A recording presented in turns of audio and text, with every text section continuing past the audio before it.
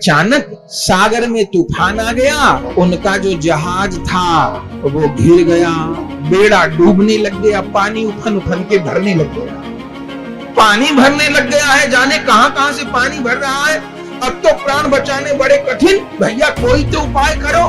नाविक ने कहा अब उपाय बस की नहीं। अरे नदी हो तो कोई कूद के तैर के पार करने की सोचे, समुद्र बीच, समुद्र कहां था मिल रही है यहाँ। श्री नारायण दास जी के हृदय में संत सेवा करते भये गोपी प्रेम प्रकट हो गया, जो दुर्लभ है।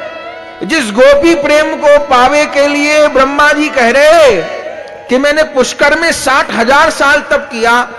क्यों किया जी आपने तप? कि मैं वृंदावन में लता पता बन जाऊं, तिनका बन जाऊं, धूल का कण बन जाऊं। तो क्यों तिनका बनना चाहते हो? बोले ब्रज में ब्रज भक्त विचरण करें, उनकी चरण धूल मेरे ऊपर आके गिरे तो मैं पवित्र हो जाऊं। वह गोपी प्रेम, जिन गोपांगनाओं की चरण धूल पाने की ब्रह्मा जी शंकर जी इच्छा करें, वह गोपी प्रेम गुरु अनुगत्य में भजन करे से, गुरु आज्ञा का पालन करे से, संत चरणामृत संत शीत प्रसाद का पान किए से श्री नारायण दास जी के हृदय में प्रकट हो गया। और क्या हो गया? अरे मत पूछिए, वो तो अपने गुरुदेव के हृदय के लीला राज्य को जान गए। अच्छा, नाभाजी के गुरुदेव कौन है? अभी सुना अग्रदास जी, पर ये तो उनका आचार्य नाम है, वैष्णव नाम है। भीतर से कौन है? महापुरुषों के दो रूप हैं।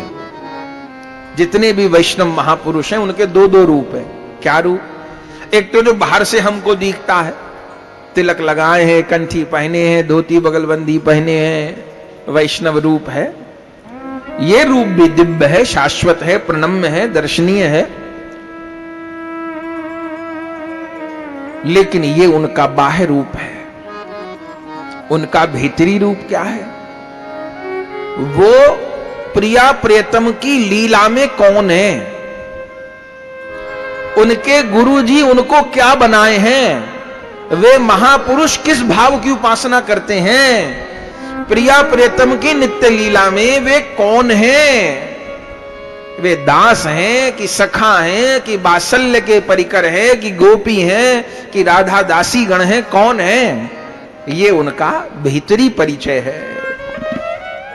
एक साधक जब गुरुजन का आश्रय लेता है, अपने यहां तो दो लीला है, गौर लीला गोविंद लीला, दोनों हाथों में लड्डू है और दोनों लीलाओं का भरपूर सुख है। कभी गौर लीला में गोता लगाइए, कभी गोविंद लीला में गोता लगाइए। गुरुदेव एक साथ दोनों लीला रस का स्वादन कर रहे हैं। जो उनका वैष्णव नाम है, कृष्णदास, राघव दास, माधव दास, हरिदास, गौरदास, निताई दास, जो उनका प्रकट नाम है, इस रूप से वह गौर लीला में विराजमान है, श्रीमन महाप्रभु की कीर्तन लीला में विद्यमान है, निरंतर विद्यमान है गौर भक्त गणों में। लेकिन एक उनका भीतरी परिचय है कि वो प्रिया जी की कौन सी सखी है। वो नित्य निकुंज मंदिर में उनका क्या नाम है, क्या वेश है, क्या स्वरूप है, क्या सेवा है, इसको सिद्ध स्वरूप कहते हैं।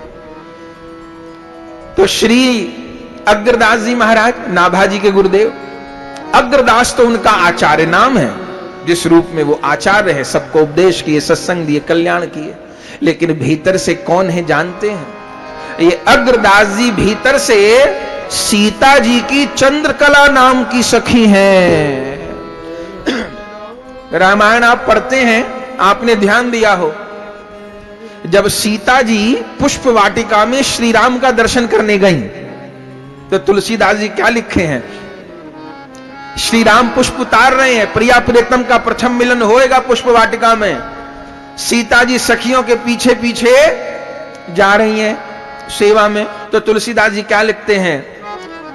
चली अग्र करी प्रिय सखी सोई, चली अग्र करी प्रिय सखी सोई, चली अग्र करी प्रिय सखी सोई, चली अग्र करी प्रिय सखी सोई, प्रीति पुरातन लखई न कोई, प्रीति पुरातन लखई न कोई, लता ओट तब सखी न लखाए, ओट तब सखी न लखाए, लता ओट तब सखी न लखाए,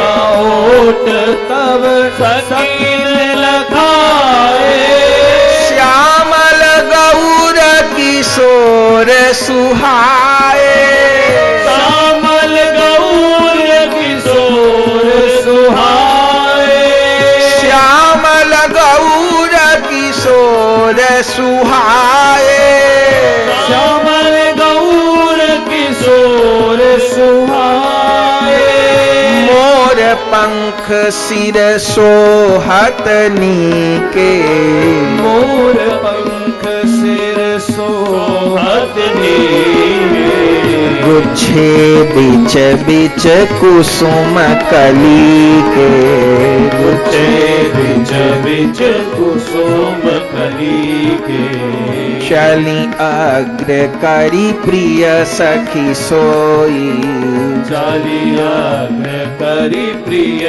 सखी सोई, चली अग्र करी, चली अग्र करी, चली अग्र करी प्रिय सखी सोई।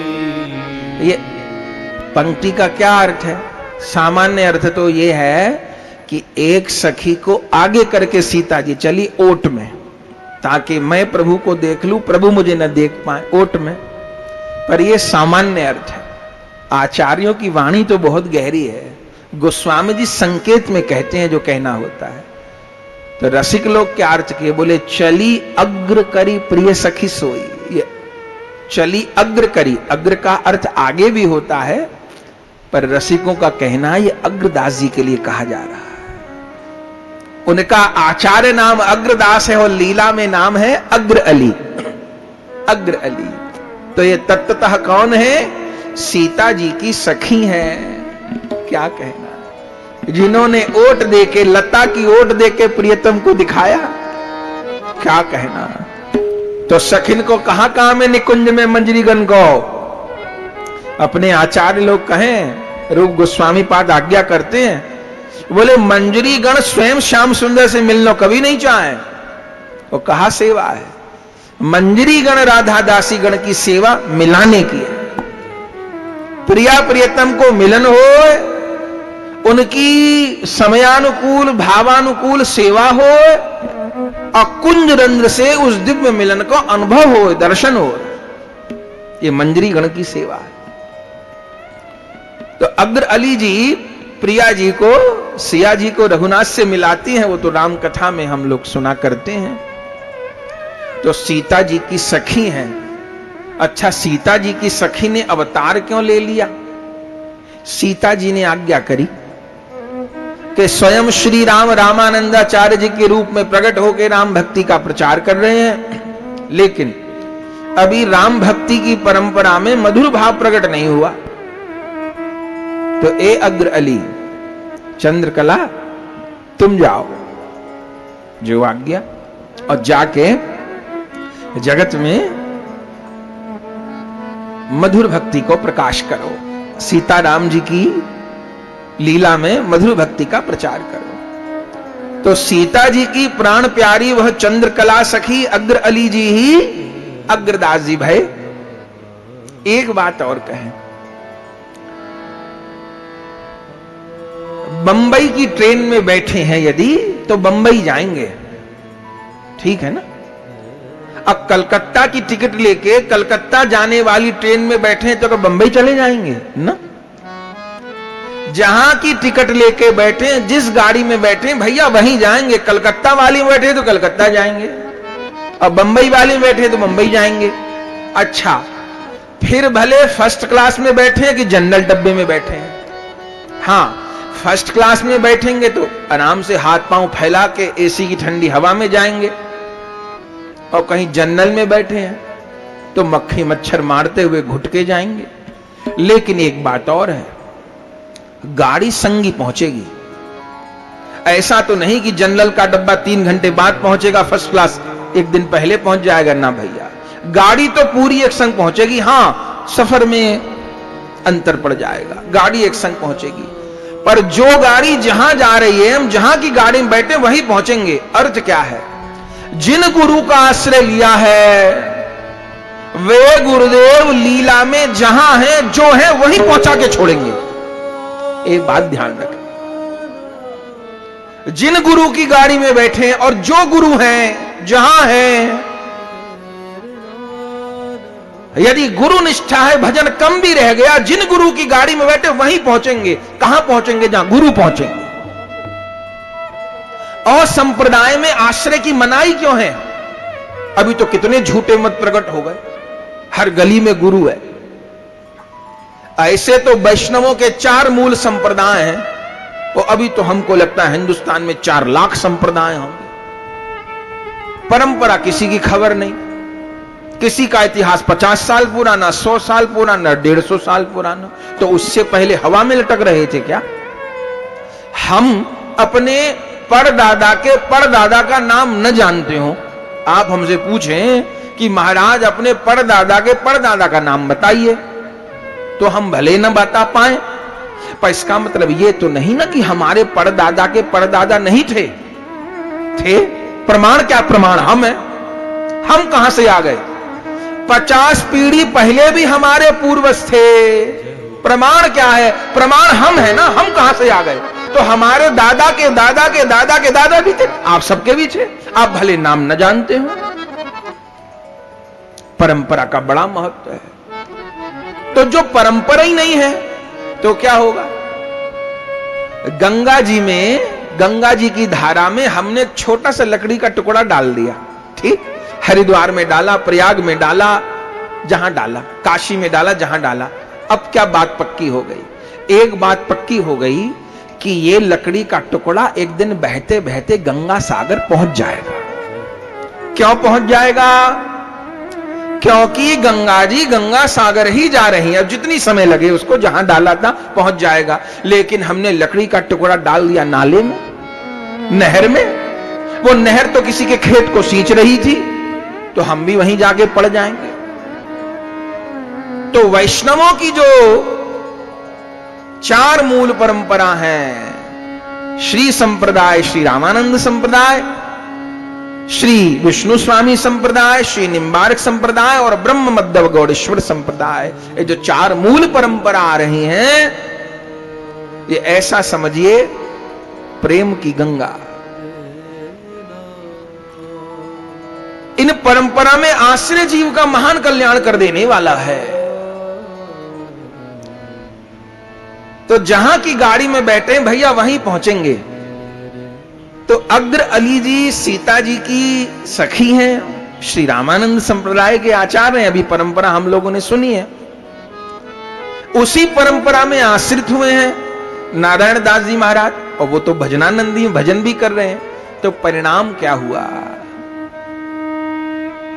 नाभा गोस्वामी जी, जिनका भी नारायण दास नाम है, छोटे से ही हैं, अभी 8-9 वर्ष के बालक हैं, जान गए, गुरु के बिना कहे जान गए कि मेरे गुरुदेव प्रिया जी की सेवा में कौन है।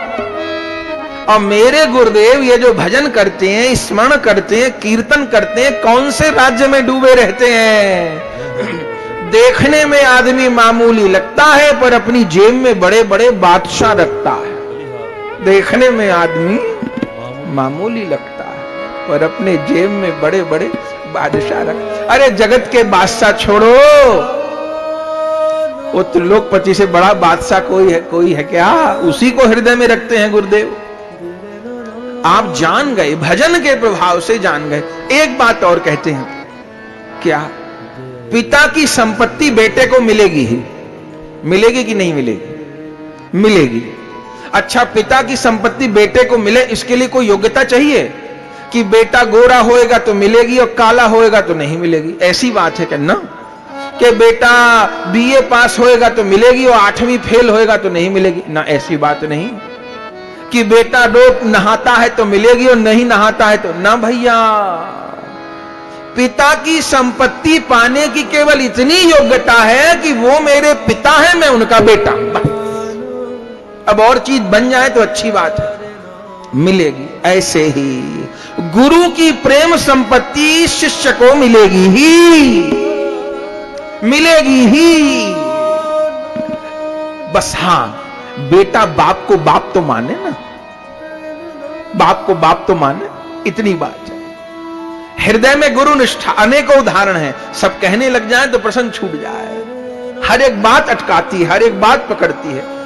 जितने भी वाक्य मुंह से कह रहे हैं, उस हर बात के 100 प्रमाण दिए जा सकते हैं ग्रंथ से, पर आगे कोई नहीं बढ़ पाएंगे। केवल संबंध, संबंध और संबंध। तो नारायण दास जी, अच्छा नारायण दास जी जान भी नहीं पा रहे थे गिरदास जी कौन है। पहले तो नहीं जान पा रहे होंगे ना, पर न जाने कोई बात नहीं। अग्नि को जान के छुए कि अनजाने में छुए, वस्तु शक्ति तो काम करेगी ना, अग्नि तो ताप देगी। तो भले पहले न जाना हो नारायण दास जी ने मेरे गुरुदेव कौन है, पर गुरुदेव ने वो भाव दे ही दिया। क्या कहना? अच्छा, गुरु जो होंगे वही बना देंगे, वही बना देंगे। क्या हुआ कि अग्रदास जी तो अग्र अली हैं, चंद्रकला सखी हैं, अब गुरुजी ने चेला को भी सखी बना दिया। इसलिए नाभा जी को भी भक्तमाल में नाभा अली कहा गया है। क्या कहना? एक दिन की बात, गुरुदेव आम के बगीचा में बैठे थे। जयपुर से 70-80 किलोमीटर दूर होगा रेवासा धाम, रेवासा स्थान है, वहीं में रहते थे। पहले गलता गादी रहे, फिर बाद में रेवासा रहे। आज भी वो स्थान है महाराज। उस आश्रम में एक वाटिका थी, आज भी वो वाटिका है। उस वाटिका में गुरुजी भजन करते थे, आम के पेड़ थे और भी पेड़ थे। क्या भावना करते थे बंधुओं वहां पे जानते हैं? अब रेवासा राजस्थान, कोई जनकपुर की बात नहीं, पर क्या भावना करते? ये मेरे आश्रम की छोटी सी बगिया वाटिका क्या है जानते? ये तो जनकपुर की पुष्प वाटिका है।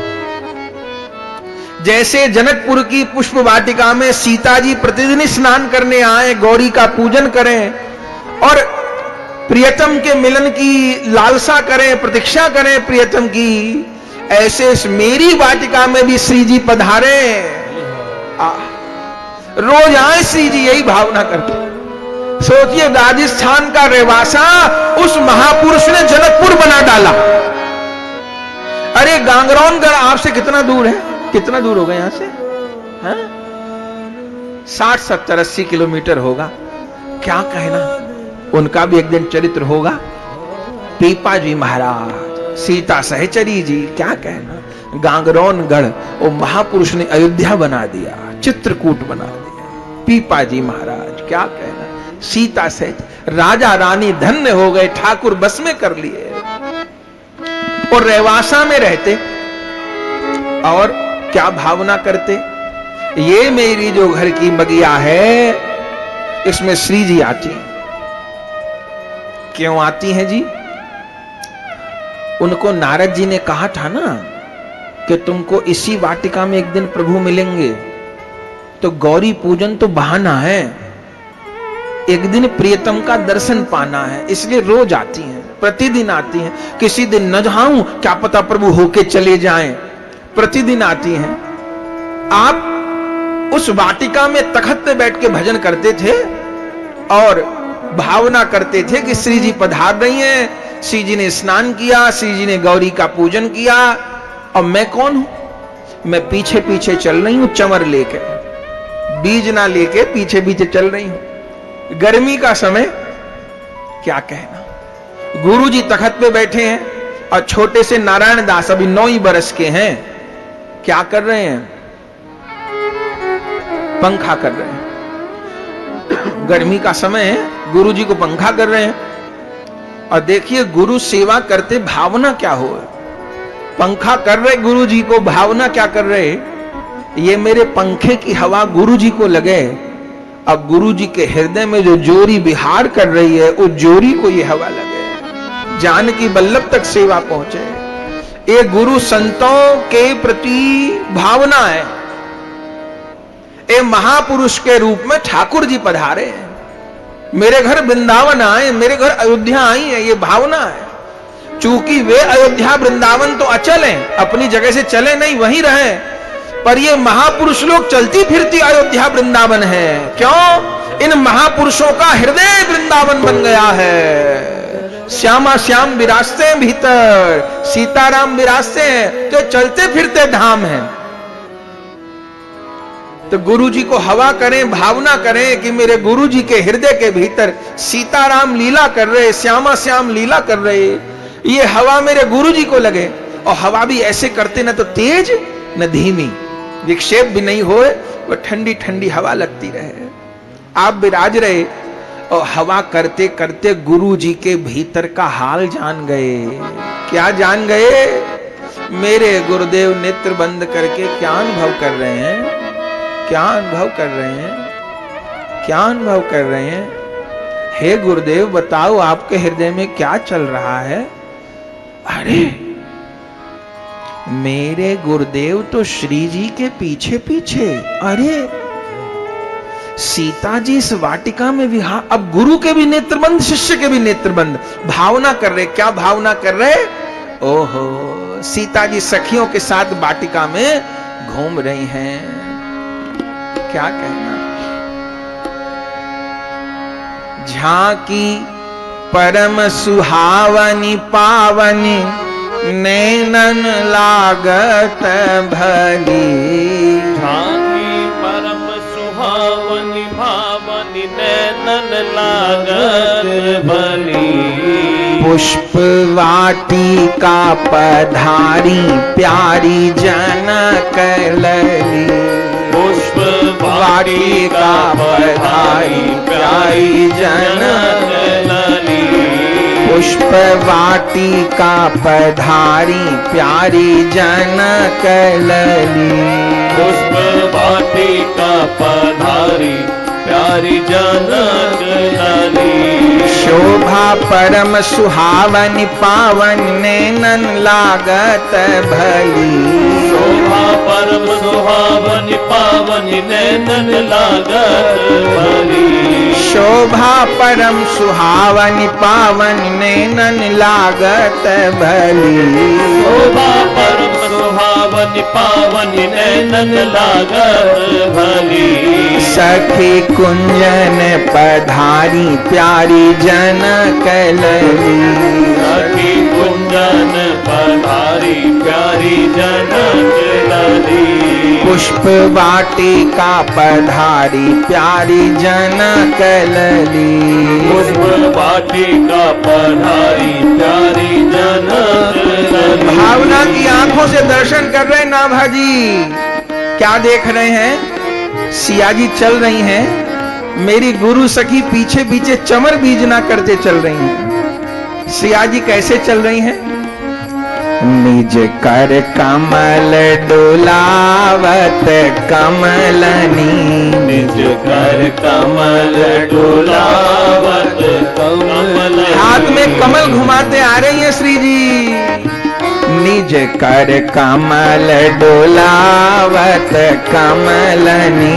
निज कर कमल डोलावत कमलनी। हौले हौले चलत सुकोमल चरणनी। हौले हौले चलत सुकोमल चरण। ओहो निज कर कमल डोलावत कमलनी। निज कर कमल डोलावत कमलनी। हौले हौले चलत सुकोमल चरणनी। हौले हौले चलत सुकोमल चरण। छम छम पैजनिया पग बाजे गामे गीत अली।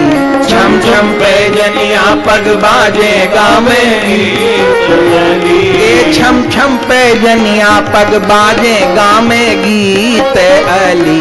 छम छम पैजनिया पग बाजे गामे गीत अली। सखी कुंजन पधारी प्यारी जनक लली। कुंजन पधारी प्यारी जनक लली। ओ सखी कुंजन पधारी प्यारी जनक लली। कुंजन पधारी प्यारी जनक लली। शोभा परम सुहावन पावन नैनन लागत भली। शोभा परम सुहावन पावन नैनन लागत भली। की शोभा परम सुहावन पावन नैनन लागत भली। शोभा परम सुहावन पावन नैनन लागत भली। पुष्प वाटिका पधारी प्यारी जनक लली। वाटिका पधारी प्यारी जनक लली। मेरे आंगन पधारी प्यारी जनक लली। मेरे आंगन पधारी प्यारी जनक लली। प्यारे रघुवर तहाँ पुष्प उतारत प्यारे रघुवर तहाँ पुष्प उतारत। प्यारे रघुवर तहाँ पुष्प उतारत। प्यारे रघुवर तहाँ पुष्प उतारत। छिप छिप लता में प्रिया निहारत। छिप छिप लता में प्रिया निहारत। छिप छिप लता में प्रिया निहारत। छिप छिप लता में प्रिया निहारत। श्याम बरन राम श्याम बरन राम गौर जनक लली। श्याम बरन राम गौर जनक लली। ओहो श्याम बरन राम गौर जनक लली। श्याम वरन राम गौर जनक लली। सखी कुंजन पधारी प्यारी जनक लली। सखी कुंजन पधारी प्यारी जनक लली। सखी कुंजन पधारी प्यारी जनक लली। सखी कुंजन पधारी प्यारी जनक लली। छम छम पैजनिया पग बाजे गामे गीत अली। छम छम पैजनिया पग बाजे गावे गीत अली। ये छम छम पैजनिया पग बाजे गामे गीत अली। छम छम पैजनिया पग बाजे गावे गीत अली। पुष्प वाटिका पधारी प्यारी जनक लली। पुष्प वाटिका पधारी प्यारी जनक लली। ओ पुष्प वाटिका पधारी प्यारी जनक लली। वाटिका पधारी प्यारी जनक लली। मेरी गुरु सखी तहाँ करे अगवानी। मेरी गुरु सखी तहाँ करे अगवानी। मेरी गुरु सखी तहाँ करे अगवानी। मेरी गुरु सखी तहाँ करे अगवानी। कबीले में पानदान कभी पीक दानी। कबीले में पानदान कभी पीक दानी। कबीले में पानदान कभी पीक दानी। कबीले में पानदान कभी पीक दानी। मेरे मन भावे यह जोरी भली। मेरे मन भावे यह जोरी भरी। मेरे मन भावे बड़ी जोरी भली। मेरे मन भावे यह जोड़ी भली। सखी कुंजन पधारी प्यारी जनक लली। कुंजन पधारी प्यारी जनक लली। पुष्प वाटिका पधारी प्यारी जनक लली। वाटिका पधारी प्यारी जनक लली। छम छम पैजनिया पग बाजे गामे गीत अली। छम छम पैजनिया पग बाजे गावे गीत अली। शोभा परम सुहावन पावन नैनन लागत भली। शोभा परम सुहावन पावन नैनन लागत भली। सखी आंगन पधारी प्यारी जनक लली। सखी आंगन पधारी प्यारी जनक लली। मेरे आंगन पधारे दो ललालली। मेरे आंगन पधारे दो ललालली। मेरे आंगन पधारे दो ललालली। मेरे आंगन पधारे दो ललालली। आनंद हो गया महाराज, कौन वर्णन करे। कितने वर्ष के हैं अभी? 9 वर्ष के। नारायण दास जी, अब नाभा नाम होगा उनका, 9 वर्ष के। और गुरुजी को पंखा कर रहे हैं और गुरुजी कुछ बोल नहीं रहे, वहीं वाटिका में बैठ के बस नेत्र बंद करके ध्यान कर रहे हैं। और वाटिका का नाम रखा है उन्होंने सियमन रंजनी वाटिका। सियमन रंजनी वाटिका। नेत्र बंद करके ध्यान कर रहे, कैसे श्री जी आई, कैसे स्नान भये, कैसे मिलन भये। फिर मैंने प्रिया प्रियतम को श्रृंगार कियो और प्रिया प्रियतम को माला पहरा रही हूं मैं। सिर झुकाए खड़े हैं प्रिया प्रियतम। गुरुजी मन मन में सेवा कर रहे, भावना कर रहे, और छोटे से नारायण दास जी पंखा कर रहे। सब देख रहे, जैसे कोई सिनेमा देखे, ऐसे बंद आंखों से लीला का अनुभव हो। इतनी देर में क्या हुआ? इतनी देर में गुरु अग्रदास जी के कोई एक शिष्य थे, सेठ, सागर के रास्ते व्यापार करने जा रहे थे। अचानक सागर में तूफान आ गया। उनका जो जहाज था वो घिर गया, बेड़ा डूबने लग गया, पानी उफन उफन के भरने लग गया। नाविक के हाथ पांव फूल गए। सेठ जी ने कहा, भैया ये क्या हुआ? बोले, पता नहीं महाराज, कैसा तूफान आया है, तो भयानक तूफान आ गया है, पानी भरने लग गया है, जाने कहां कहां से पानी भर रहा है। अब तो प्राण बचाने बड़े कठिन, भैया कोई तो उपाय करो। नाविक ने कहा, अब उपाय बस की नहीं। अरे नदी हो तो कोई कूद के तैर के पार करने की सोचे, समुद्र बीच समुद्र कहां ठा मिल रही है यहाँ, तो क्या उपाय हो सकता?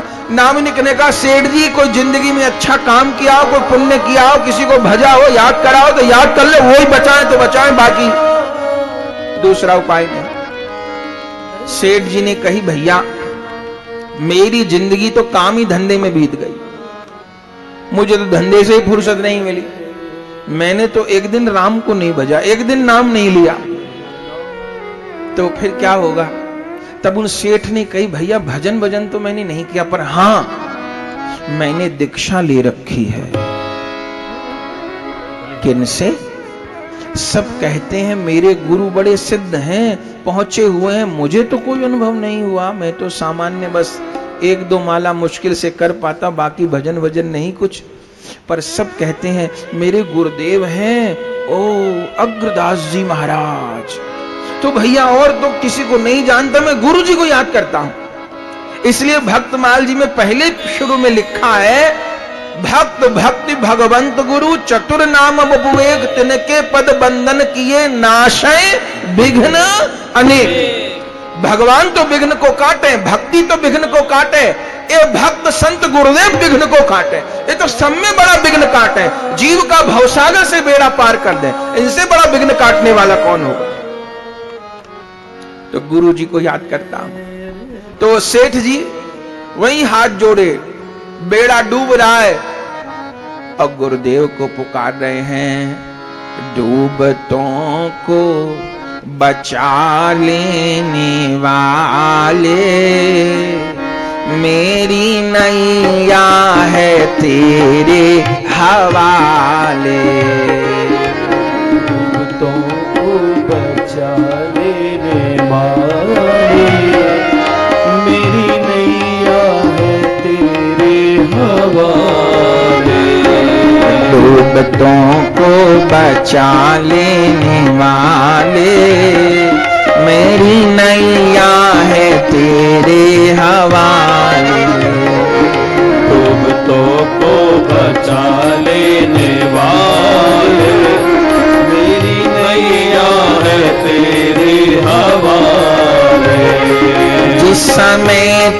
बचाने पे आए, आग से भी बचा के ले जाए।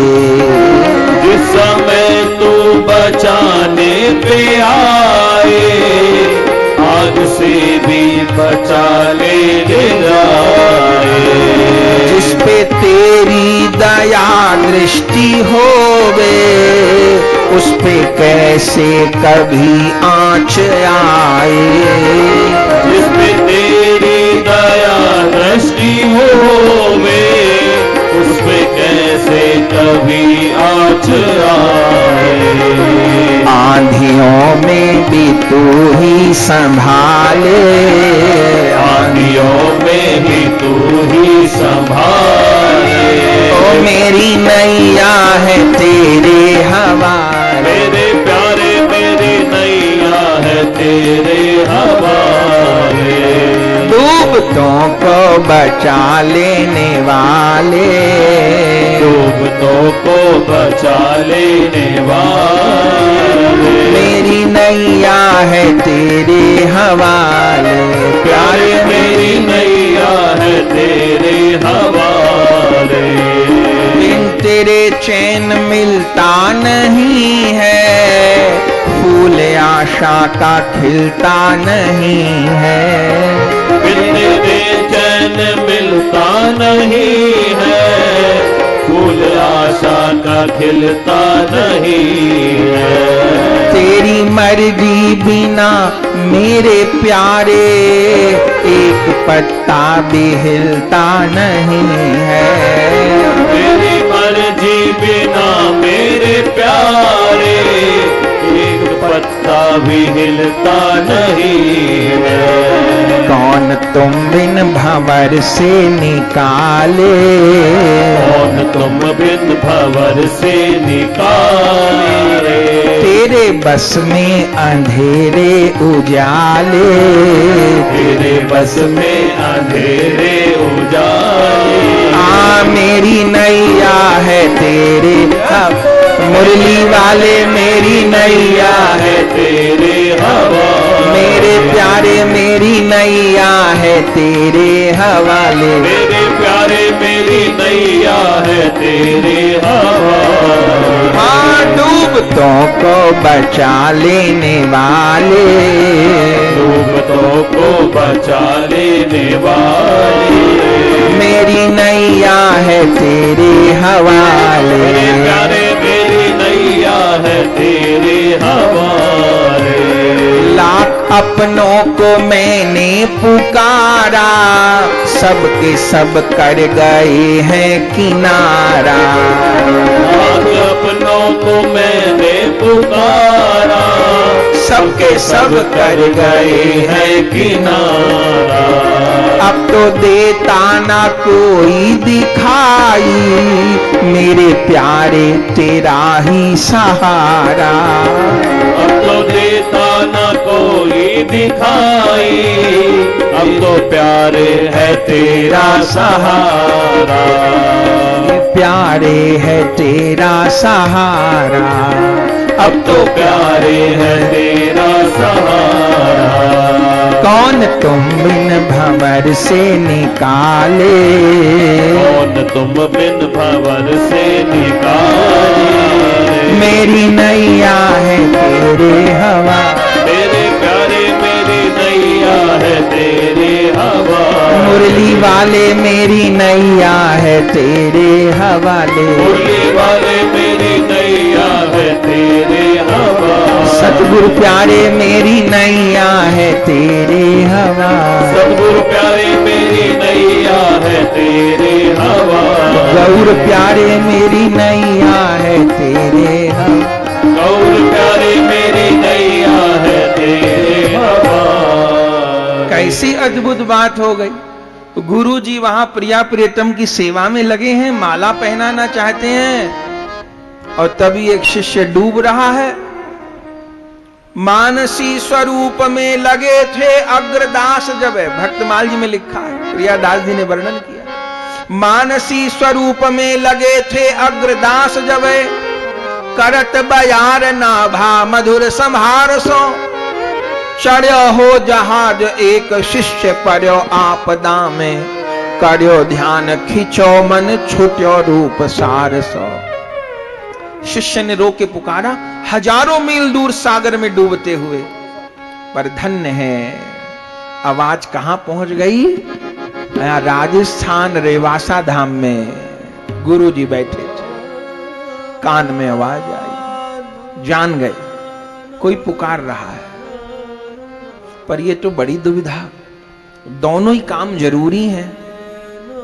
प्रभु की सेवा कर रहे, माला पहनानी, ठाकुर जी सिर झुकाए खड़े, वो भी काम जरूरी है। श्रृंगार पूरा करें, भोग धरें, आरती करें भावना में, उसको भी बचाना जरूरी है। वो तो जरा देर हुई तो डूब जाएगा।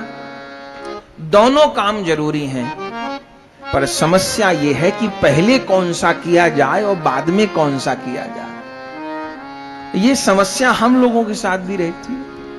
काम सवेरे जरूरी है, पर पहले कौन सा किया जाए, बाद में कौन सा किया जाए। अच्छा, सभी के जीवन का अनुभव होगा, जो काम बाद के लिए छोड़ते हैं वो प्राय छूट जाते हैं। जो काम गाड़ी पकड़नी थी, ये काम कुछ बात के लिए छोड़ दिए, पता चला गाड़ी भाग के पकड़नी थी, जो बात के लिए रखे थे काम ही छूट गए। उन काम को करते रहते तो गाड़ी छूट जाती। तो कई बार जो काम बात के लिए रखे जाते हैं वो छूट जाते हैं। तो अब समझने की बात यह है, हम लोग छोटे थे तो हमारे अंग्रेजी के अध्यापक बड़े बुद्धिमान थे, तो कुछ बातें बताते थे, बताते पढ़ाई के पक्ष में थे, पर हमको साधना में खूब काम आई। वे कहते थे बच्चों 3 प्रकार के काम होते हैं। क्या? एक होते हैं urgent work and important work, एक होते हैं नॉन अर्जेंट बट इंपोर्टेंट, कुछ होते हैं नो अर्जेंट नो इंपोर्टेंट। तो पहले कौन सा किया जाए? जरूरी है, महत्वपूर्ण है, पर अभी तत्क्षण करना जरूरी नहीं है। महत्वपूर्ण है पर तत्क्षण करना जरूरी नहीं है। एक है महत्वपूर्ण नहीं है पर तत्क्षण करना जरूरी है, और कुछ ऐसे हैं जो न महत्वपूर्ण हैं ना तुरंत करने जरूरी हैं। तो सबसे पहले जो बहुत जरूरी है, तुरंत करना है। बच्चा भाग रहा है सड़क पे, गाड़ी आ रही है, अब भले भोजन कर रहे हैं हम, बहुत महत्वपूर्ण काम है, लेकिन अर्जेंट वर्क ये है कि वो बच्चा भाग रहा है छोटा सड़क पे, उसे जाके पकड़ो कहीं दुर्घटना ना हो जाए। तो देखा जाता है, तो हम लोग जिन कामों को पीछे रखते हैं वो छूट जाते हैं। संसार में पूरी जिंदगी इसी चीज में निकल जाती है, भैया ये भी तो जरूरी है, भैया ये भी तो जरूरी है, वो फला रिश्तेदार के भी तो जाना जरूरी है। अब ऐसे थोड़ी हम बाबा जी थोड़ो बन गए कि रिश्तेदारी खत्म कर दें, वहां भी जाना जरूरी है। भैया शरीर को भी स्वस्थ रखना जरूरी है, भैया खाना भी जरूरी है, भैया सुनना भी जरूरी है। अब इतना नहीं सुन सकते तो जवाब भी देना जरूरी है। तो गैर जरूरी होते हुए सारा प्रेफरेंस इन्हीं सब कामों को देते रहते हैं। और भगवत भजन वाला जो काम जो अतिशय अर्जेंट है और अतिशय इंपॉर्टेंट है, उसको कल कल कल कल बोले। महत्वपूर्ण काम क्यों है भगवत भजन? महत्वपूर्ण इसलिए है कि ये देह इसी काम के लिए मिली है। बोले महत्वपूर्ण है तो अर्जेंट क्यों है? अर्जेंट इसलिए है कि ये खबर नहीं है शरीर कितने समय के लिए मिला है। अभी तो रात दिन हार्ट अटैक की कितनी खबर आ रही है, मत पूछिए। 40 का पता नहीं, 45 का पता नहीं, 50 का पता नहीं। हमने भी सुनी, शायद आपने भी। इन 6 महीने में कितनी हार्ट अटैक की खबरें आई हैं। 50 वर्ष से ऊपर वाले 1 मिनट में खबर आई, गए गए गए। भरोसा नहीं हो कि कल तक तो हंस बोल रहे थे, हुआ क्या? 1 मिनट नहीं लगे जाने में। तो तनक में तन छूट जाए पाछे पछतावे। तो भगवत भजन ऐसा कार्य है जो महत्वपूर्ण भी है, इंपोर्टेंट भी है, पर इंपोर्टेंट के साथ में मोस्ट अर्जेंट भी है, तुरंत करना है, चूंकि देह का खबर नहीं। तो सबसे पहले कौन सा काम अध्यापक बताते? जो मोस्ट अर्जेंट है और मोस्ट इंपोर्टेंट है, सबसे अधिक महत्वपूर्ण है और तुरंत भी करना है। लेकिन कैसी विडंबना है, ये भगवान की कैसी बलवती माया है, और सबसे अर्जेंट और सबसे इंपॉर्टेंट काम पीछे रह जाए। वो पता नहीं जिंदगी भर क्या क्या होता रहे। 70 साल की उम्र में भी क्या भोग लूं, क्या खा लूं, क्या पहन लूं, इसी में वृत्ति रहे। राम तो याद आए नहीं, क्या किया जाए। तो अग्रदास जी महाराज के सामने दोनों स्थिति आ गई कि काम दोनों जरूरी, पर पहले कौन सा करूं। तब मन में विचार किए कि सेवा पीछे कर लूंगा, अपराध हो जाएगा, सेवा में क्षमा मांग लूंगा, कोई बात नहीं, पर मुझे पहले उसको बचाना चाहिए। वो बेचारा डूब गया, आशा से पुकार रहा है मुझे कि मेरे गुरु बताएंगे मुझे। तो यही सोच रहे थे। बहुत ध्यान से सुनिएगा मेरे भाई बहन, ये गुरु जी के मन का विचार है, कहीं गए आए नहीं। धन्य है नाभा गोस्वामी जी को। पंखा करते करते गुरुदेव के मन में कौन लीला चल रही है ये जान लिए, और गुरुदेव के मन में अब क्या चिंता चल रही है ये भी जान लिए। अब क्या सोच रहे नाभा जी पंखा करते करते, इन दोनों में से यदि एक काम मैं कर दूं तो गुरु जी की मुश्किल थोड़ी हल हो जाएगी। तो क्या करूं, माला पहना दूं ठाकुर जी को। बोले नहीं, गुरु जी तो लीला में प्रवेश अभी कराए नहीं, तो लीला में कैसे घुसूं। गुरु ही हाथ पकड़ के ले जाए, परिचय दें तभी जाना है। तो क्या करूं, वो जो शिष्य डूब रहे हैं उनको बचाऊं। तो कैसे बचाऊं, तो धन्य धन्य धन्य श्री नारायण दास जी जो पंखा कर रहे थे गुरु जी को, पंखा करते करते नेक पंखा टेढ़ा कर दिया। तो ऐसे गुरु जी को हवा कर रहे थे, उस शिष्य का ध्यान करके पंखा को टेढ़ा करके हवा कर दिए। धन्य धन्य, वो पंखे की हवा जा लगी सागर में, और वो जो जहां डूब रहा था 20 सागर में, वो कौन हवा का जोर आया कि किनारे पे आग लगा बेड़ा। धन्य धन्य। वो सेठ तो प्रार्थना ही कर रहे, नाविक ने कहा गजब हो गए सेठ जी, आंख खोल लो। क्या हुआ, अरे सेठ जी किसको याद कर रहे थे। बोले भैया मैंने तो तुमको कहा वो गुरु जी को याद कर रहा था। बोले जाने कहां से झोंका आया हवा का, एक झटके में जहाज भंवर से निकल आया और तट दिख रहा, बच गए हम लोग के प्राण। सेठ क्या कहते हैं, भैया तुझे हवा का झोंका दिखता होगा, मुझे हवा का झोंका नहीं दिख रहा, मुझे तो कृपा का झोंका दिख रहा। ये हवा का झोंका नहीं लगा, ये कृपा का झोंका लगा। सेठ तो पार हो गए। अच्छा अग्रदास जी को खबर नहीं कि मेरे शिष्य ने ऐसा कमाल कर दिया। गुरु जी निश्चय किए कि भाई अब तो सागर में जाके बचाएं। तो मन से गुरु जी पहुंच गए सागर पे, लेकिन जब पहुंचे तो क्या देखा, न तो जहाज है, न कोई शिष्य डूब रहा है, और न तूफान है। गुरु जी सोचे चलो निकल गया होगा वो, तो अब लौट आना चाहिए ना। लेकिन गुरु जी अब सागर को देखने लग गए। अच्छा सागर को क्यों देखने लग गए, देखिए महापुरुष जहां भी देखेगा भगवान की लीला को ही देखेगा। संत जहां भी देखेगा शिक्षा ही ग्रहण कर लेगा। कभी कभी संसार में ऐसा दिखता है कि देखो इतने दिनों से कथा में लगे हैं, साधन में लगे हैं, मंदिर भी जाते हैं, ये सब भी करते हैं, पर भक्ति जीवन में नहीं है। छींटा नहीं जीवन में दिखाई पड़ता, प्रेम का, भक्ति का। बहुत कुछ करते हुए भी, सबके बीच में रहते समझते हुए भी मन संसार में ही लगा रहता है। तो क्या सोचें, अब या तो ये सोचें भैया ये बड़े हेय हैं, हम बड़े योग्य हैं, तो हमारा भगवान में मन लगता है, हमको रोना आता है, और बहुत से ऐसे निरंतर साथ है पर कोई प्रभाव नहीं पड़ता। पर ऐसे में क्या सोचना है, ये सोचना है कि देखो ये निरंतर इसी परिवेश में रहते हुए कैसे अपने आप को वाटर प्रूफ बनाए हैं कि इन पे रत्ती भर प्रभाव नहीं पड़े। इतने दिन हो गए इसी परिवेश में रहते, पर कैसा अपने आप को वाटर प्रूफ बनाए हैं कि रत्ती भर प्रभाव नहीं पड़े। मुझे ऐसी कब समझ आएगी, मैं संसार में रहते अपने आप को कैसे वाटर प्रूफ बना पाऊं कि संसार के विषय, संसार की चिंता, उद्वेग, मान अपमान मुझ पे हावी न हो, ना हावी हो। मैं कैसे इस जगत में रह के, जगत के विषयों से निर्लिप्त रहते हुए राधा गोविंद के प्रेम की अनुभूति कर सकूं। एक संत महापुरुष जहां देखेगा वहीं से ले लेगा। गुरुजी पहुंच गए सागर पे, शिष्य तूफान जहाज तो नहीं दिखाई दिया, सागर को ही देखने लगे। अच्छा, सागर को देख के क्या सोच रहे? कैसा नीला नीला नीला नीला समुद्र है।